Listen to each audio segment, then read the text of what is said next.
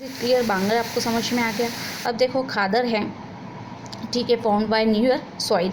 मैंने अभी आपको बताया कि यहाँ से ये जो नदी जो बहकर आती है तो इसका जो सेडिमेंट्स होता है वो कहाँ की तरफ जाता है, तराई वाले क्षेत्र में जाता है। तो हमने देखा कि जो स्वैपी, मैंने आपको कहा था वेट स्वैपी मार्सी रीजन जो होता है वो तराई होता है, और उसी जगह पर हमें क्या मिलती है, नई मिट्टी हमें देखने को मिलती है। तो वही क्षेत्र कौन सा होता है, खादर क्षेत्र होता है, ठीक है। तो यहाँ पर हमें देखने को मिलता है। और जो वेटलैंड की अगर हम बात करें तो हम जानते हैं कि यहाँ पर क्या पड़ता है, हमारा सुंदरबन का डेल्टा पड़ता है, ठीक है। तो ये जो सुंदरबन का डेल्टा है वो किस क्षेत्र में आएगा, आपका खादर रीजन में। यहाँ तक आपको क्लियर समझ में आ गया।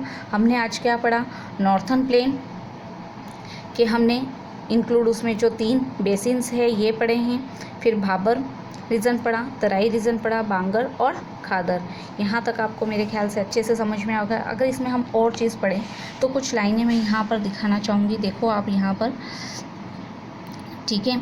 This plains are the most densely populated region of India, ठीक है। जैसा कि हम सभी जानते हैं कि जहाँ पर प्लेन रीजन होगा, जहाँ पर सारी हमें फैसिलिटी देखने को मिलेगी, वहाँ पर ही क्या होता है, पॉपुलेशन ज़्यादा देखने को मिलता है, ठीक है। मैंने अभी आपको बताया है इंडस बेसिन, गंगा बेसिन और ब्रह्मपुत्र बेसिन, ठीक है। अब इसे अगर हम थोड़ा सा और आपको बुक के थ्रू थोड़ा समझा देती हूँ मैं। यहाँ पर देखो मैं लाइन पढ़ रही हूँ, आप इसको देखना।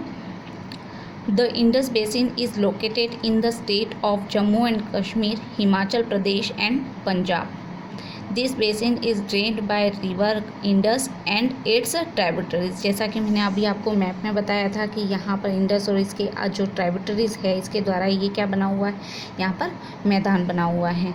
नेक्स्ट है, there are 5 major tributaries of river Indus, namely Sutlej, Beas, Ravi, Chenab and Jhelum, ठीक है। Is it clear. Next, Ganga basin को अगर हम थोड़ा सा देखें, the Ganga basin occupies a major strength of the northern plain. क्यों, क्योंकि हम इंडिया के अगर पार्ट को देखें तो ये बहुत सारा पार्ट हमें देखने को जो मिल रहा है वो किसके अंडर में आ रहा है, गंगा बेसिन के अंडर में आ रहा है, ठीक है। River Ganga originated from the Gangotri glacier in the Himalaya. अभी आपको मैंने यहाँ पर गंगोत्री ग्लेशियर का ये जो पिक्चर है वो दिखाया था, और उसकी बहुत सारी, गंगा की बहुत सारी, अगर हम इन तीनों बेसिन्स की बात करें तो सबसे ज़्यादा यानी कि अगर ट्राइब्यूटरीज है तो वो किसकी हमें देखने को मिलेगी, गंगा की देखने को मिलेगी। Is it clear. नेक्स्ट देखो उसी तरीके से ब्रह्मपुत्र बेसिन आपको दे रखा है। The Brahmaputra basin drains the eastern part of the northern plain, है ना। यहाँ पर मैंने आपको बताया था ईस्ट में ये जो क्या है,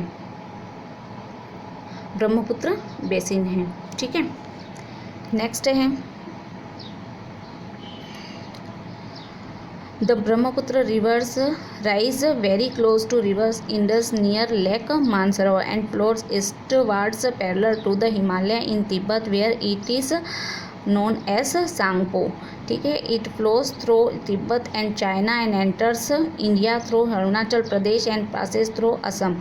अगर आपको ध्यान में हो तो मैंने हिमालय वाला जब पार्ट पढ़ाया था तब आपको बताया था कि ये जो ब्रह्मपुत्र नदी है वो कहाँ से आ रही है, तिब्बत चाइना से ही आ रही है, और वहाँ से पर उसे किस नाम से जाना जाता था, दिहांग के नाम से जाना जाता था, ठीक है। ये आपको मैंने उस समय मैप भी बताया था कि यहाँ से ये जैसे आ रही है तो देखो यहाँ पर ये सांगपो के नाम से जाना, टी जो है यहाँ पे साइलेंट है, सांगपो के नाम से जाना। जब ये इस क्षेत्र में आती है, ठीक है, तो ये यहाँ पर दिहांग के नाम से जानी जाती है, और फिर अद्य यहाँ पर ये ब्रह्मपुत्र के नाम से, और जब ये गंगा और ब्रह्मपुत्र दोनों मिलती है तो यहाँ पर ये पद्मा के नाम से जानी जाती है। इज इट क्लियर, ठीक है। देखो यहाँ पर आपको देखने को भी मिल रहा होगा the Ganga Brahmaputra delta is Sundarban. मैंने आपको बताया था कि ये जो पार्ट है हमें देखने को मिलता है, यहाँ पर हमने क्या देखा था, सुंदरबन का डेल्टा, ठीक है। आई थिंक आपको ये पूरा टॉपिक जो है नॉर्थन प्लेन का अच्छी तरीके से समझ में आ गया होगा। इसे आप अच्छी तरीके से लिख लेना, समझ लेना। Okay, thank you.